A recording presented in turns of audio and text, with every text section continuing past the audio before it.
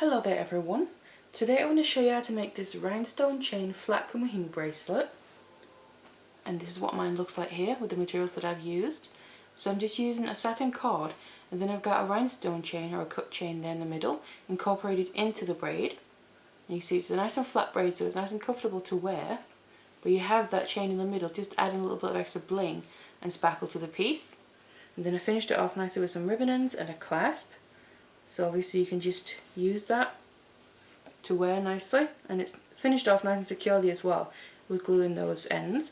What it then also can look like on is a little something like that. So you can see it gives a really nice effect. So it's a plain braid, but that extra chain with the bling just adds something a little bit extra to it. So if you want to learn how to make this bracelet here, then keep watching. So it's these materials here that we're going to be using.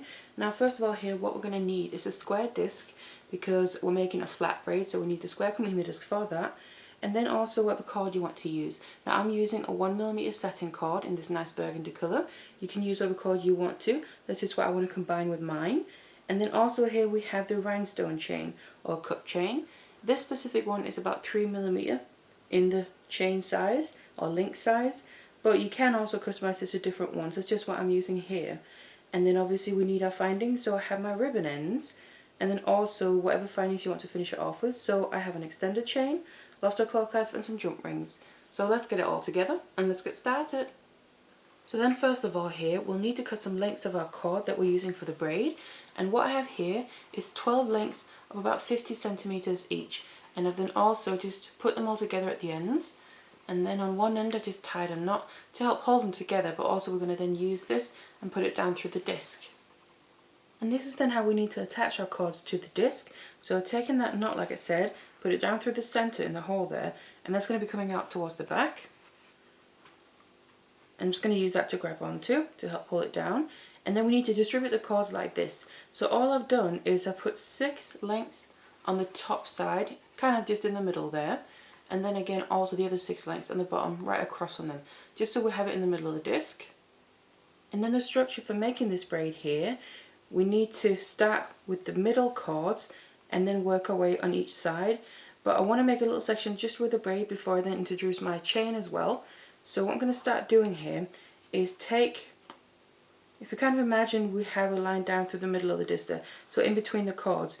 So you have 3 on one side and 3 on the other, and the same on the bottom. So just kind of imagine that. Then I'm going to take, in my case it's slot number 7, but it might be different. This is the first one on the right side of the disc. I'm going to take that, release it, bring it over from the right side of the disc over towards the opposite side, or towards the left. And then I'm going to take the one on the left side of the disc in the middle there, and then bring over to the opposite side, so that's towards the right. So we just need to make sure, this is kind of the most important part of the structure of the braid. We need to make sure that we're taking it from one side and cross it over to the opposite side, the 2 middle cords there. Because that's how we make it one braid, one full braid instead of 2 separate ones. And then we need to start moving all the cords on the top and the bottom here. So I'm going to go to the bottom first of all. I release the middle one again on one side. Doesn't matter what side you start with. So like I said, imagine you have that line down through the middle. We take one side at a time. I'm just going to start on my left one. So release the middle one there on the left side. Bring that up to the top. And then place it in the empty slot on still the same side of the disc, so the one that we freed up and we brought it out to the side. And then we'll go over to the next cord that's on the top, so the neighbour you could say. Release that, bring that down, and then into the empty slot that we just freed up before. We'll move that cord, and then do the same thing, go to the neighbour, and then bring that up, and then into the empty slot that we just freed up. And then further out towards the side here, so we're working from the middle outwards. Release that last one on the top, bring that down into the empty slot on the bottom there, that was just freed up, and then take the next one out on the bottom here and bring that up into the one we freed up before as well. So we kind of say all the cords on the top and the bottom have kind of just swapped places now. So that's the one side, so that was my left side here. Now I'm going to do all the same but on the right side of the disc. So I'm going to take my bottom one here because we have the free slot on the top, so we need to start with the opposite side. So that's the bottom one from the middle, bring it up into the empty slot on the top, and then move to the next one outward. and bring that down to the empty slot we just freed up. And the next one again. You can see it's the exact same thing as we did on the other side, working away from the middle outward. Always moving the next card, filling up the previous slot that was freed up. Just like that. And then that's what I mean, having kind of the two sides of the disc, so you're working on one side at a time here, and it doesn't matter what side you start with because we're just repeating the same thing. And then we need to take the side ones here. So just again, take whichever side first. I'm going to take my right one here, and then bring that down again into the empty slot that we freed up. So we're going to end up, on the other side as well, bring that down. We're going to end up having our cards in the exact same position as when we started out. And that is basically the movement of it. So I'm just going to go through it again here.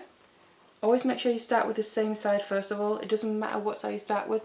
I always take my right one here. You could also take the left one and bring over first and then the right one. It's completely up to you. Just make sure you do the same thing throughout so you stay consistent.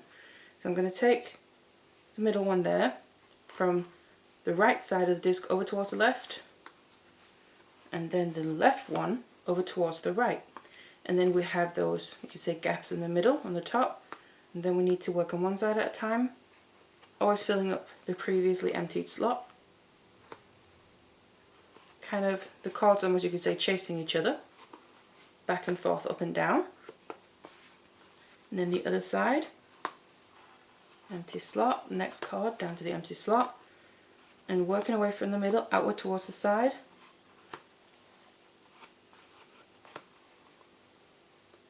Just like that. And then the final step in a round is to bring the side ones down again to the empty slots. That's in this case on the bottom. Just like that. So there we go. So you just want to keep doing this for a little bit until we have a little section of the braid here before we then introduce the chain. So now I've continued for a little bit here. You'll be able to see a braid coming out of the back. It's starting to form. And then I've got to a point now where I have enough left, because all I want to use this for is just to be able to finish the braid off at the end. That's why I want to make a little section of just the braid with cord. So now that I have that, I want to introduce my chain here. So I'm going to bring it, and I've just got a length, not a specific length, because it kind of depends obviously how long you want your piece to be, and you can always cut it off. Work with a long length, and you can cut it off when you reach the length of your piece that you want. So what I'm going to do is work towards one end of it, and then I need to bring this in. Now the very first kind of section we're going to do is the most fiddly because the chain is loose, but as soon as we've done the first round, it's more fastened in place and it'll be much easier to work with. And I want to get the very first link and laying it right here in the middle, on the top, in between the two middle cords there. And I'm just getting the very first link placed just inside of the hole in the middle. So kind of just below the cords there, crossing over in the middle, just like that. And I've got my chain facing upwards here, so kind of the right side up. And then we need to basically just continue with the braid that we've been doing before. Obviously just be a bit careful here because the chain is loose. But what I do is take the same cord as before, the way I start out.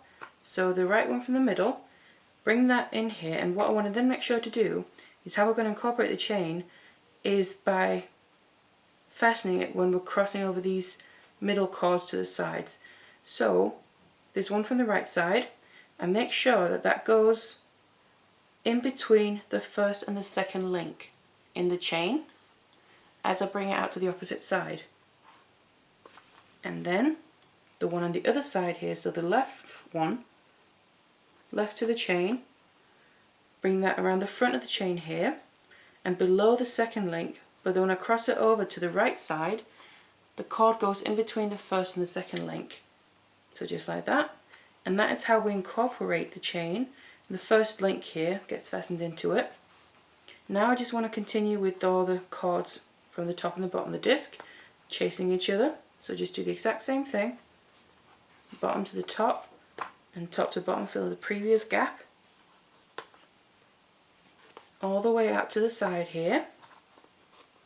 Still just being mindful of the chain because it's still a little bit loose until we've gotten maybe another round or so, then it'll be much more fastened in there.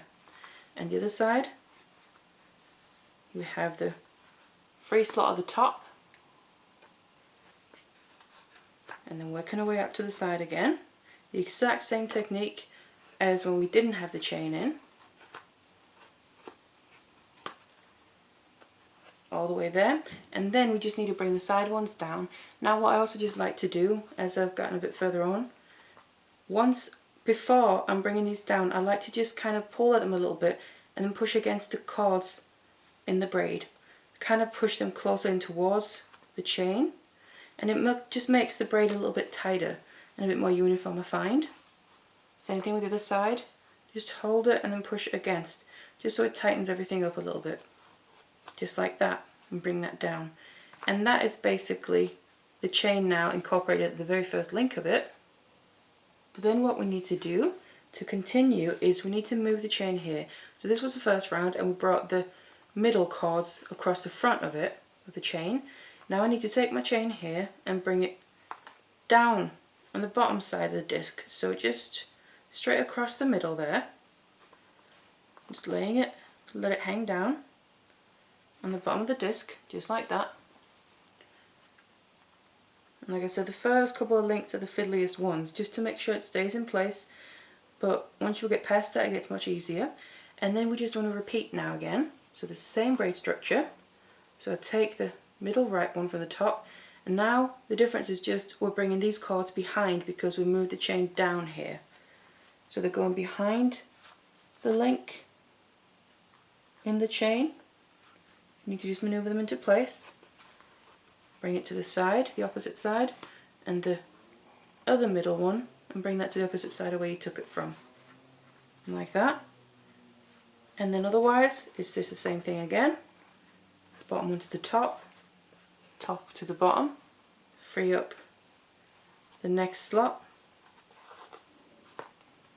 and continue all the way out to the side. Because that's how we then incorporate the chain fully, because if we just did it on one side it wouldn't actually be fastened into the braid, so we need to get a cord on both the front and the back of the chain to obviously support it from both sides, otherwise it won't be fastened. And then the other side here as well.